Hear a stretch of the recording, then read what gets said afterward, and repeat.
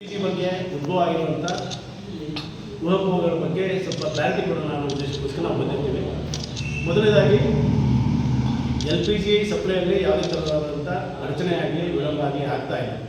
ಯುದ್ಧ ನಡೀತಾ ಇರೋದ್ರಿಂದ ಏನಾಗ್ತಾ ಇತ್ತು, ಮೊದಲನೇ ಒಂದು 2 ದಿನ ಗೊಂದಲಗಳು ಶುರುವಾಯಿತು. ಆಯಿಲ್ ಕಂಪ್ನಿಗಳಿಂದ ಸಪ್ಲೈ ಆಗೋದು ಕಡಿಮೆ ಆಗ್ಬೋದು ಅನ್ನೋ ಉದ್ದೇಶದಿಂದ ಏನಾಗ್ತಾ ಇತ್ತು, ಕೆಲವು ಗ್ರಾಹಕರಲ್ಲಿ ತಪ್ಪು ಮಾಹಿತಿಗಳು ಬರೋದು ಶುರುವಾಗಿ ಪ್ಯಾನಿಕ್ ಆಗಿ, ಅಂದರೆ ಅಬ್ನಾರ್ಮಲ್ ಆಗಿ ನಾರ್ಮಲ್ ಬುಕ್ಕಿಂಗಿಂತ ಜಾಸ್ತಿ ಬುಕ್ಕಿಂಗ್ಗಳನ್ನ ಮಾಡಿ ಶುರು ಮಾಡೋದು.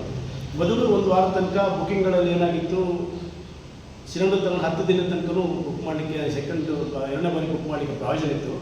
ಈಗ ಅದನ್ನು 25 ದಿನಕ್ಕೆ ರಿಸ್ಟ್ರಿಕ್ಷನ್ ಮಾಡಿದ್ದಾರೆ.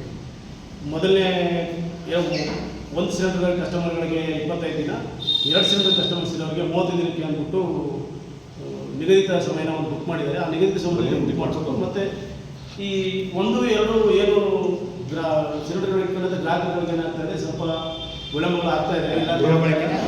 ಎಲ್ಲ ನಾನು ಮಾತಾಡ್ತಿರೋದೆಲ್ಲ ಗೃಹ ಬಳಕೆ ಮಾತ್ರ. ಗೃಹ ಬಳಕೆ ಸಿಲಿಂಡರ್ ಬಗ್ಗೆ ಯಾವುದೇ ರೀತಿಯಾದಂಥ ಅದು ವಿಳಂಬದಾಗಲಿ ಮತ್ತು ಕಡಿಮೆ ಸಪ್ಲೈ ಏನು ಆಗ್ತಾ ಇಲ್ಲ. ಸ್ವಲ್ಪ ದಿನದ ಮಟ್ಟಿಗೆ ಕಮರ್ಷಿಯಲ್ ಪರ್ಪಸ್ಗೆ ಏನು ಸಿಲಿಂಡರ್ಗಳು ಕೊಡ್ತಾ ಇದ್ರು, ಅದು ಸ್ವಲ್ಪ ವಿಳಂಬ ಆಯಿತು. ಯಾಕಂದರೆ ಸಪ್ಲೈ ವಿಚಾರದಲ್ಲಿ ಏನಾದರೂ ಏರುಪೇರಾಗಲಿ ಅಥವಾ ಏನೋ ತಕ್ಕ ಹೊರದೇಶದಿಂದ ನಮಗೇನು ಇಂಪೋರ್ಟ್ ಆಗ್ತಾ ಇದೆ, ಅದನ್ನು ಸ್ಲೋ ಆದಾಗ ಏನಾಗುತ್ತೆ, ಗೃಹ ಬಳಕೆ ಅವ್ರಿಗೆ ತೊಂದರೆ ಆಗಬಾರ್ದು ಅನ್ನೋ ಉದ್ದೇಶಕ್ಕೋಸ್ಕರ ಕಮರ್ಷಿಯಲ್ ಪರ್ಪಸ್ ಕೊಡೋದ್ರೆ ಸ್ವಲ್ಪ ಸ್ಟಾಪ್ ಮಾಡಿದ್ರು 10 ದಿನದ ಮಟ್ಟಿಗೆ. ಈಗ ಒಂದು 2 ದಿನದಿಂದ ಮತ್ತೆ ಎಲ್ಲ ಶುರು ಮಾಡಿದ್ದಾರೆ. ಮತ್ತು ಯಾವುದೇ ರೀತಿಯಾದಂಥ ತೊಂದರೆಗಳು ಇರೋದಿಲ್ಲ. ಮತ್ತು ನಮ್ಮಲ್ಲಿ ಈಗ ಒಟ್ಟು 24 ಜನ ಡಿಸ್ಟ್ರಿಬ್ಯೂಟರ್ ಇದೆ ಚಾಮರಾಜನಗರ ಜಿಲ್ಲೆಯೊಳಗೆ. ಅದರಲ್ಲಿ ಒಂದು ಲಿಖಿತ್ ಕೃಷ್ಣ ಇಂಡಿಯನ್ ಗ್ಯಾಸ್ ಸರ್ವಿಸ್ ಅಂತ ವಿತರಕರು, ಅವರು ಮಹಾರಾಷ್ಟ್ರ ಬೆಟ್ಟ, ಅವರನ್ನು ಕ್ಲೋಸ್ ಮಾಡಿಸಿದ್ದಾರೆ.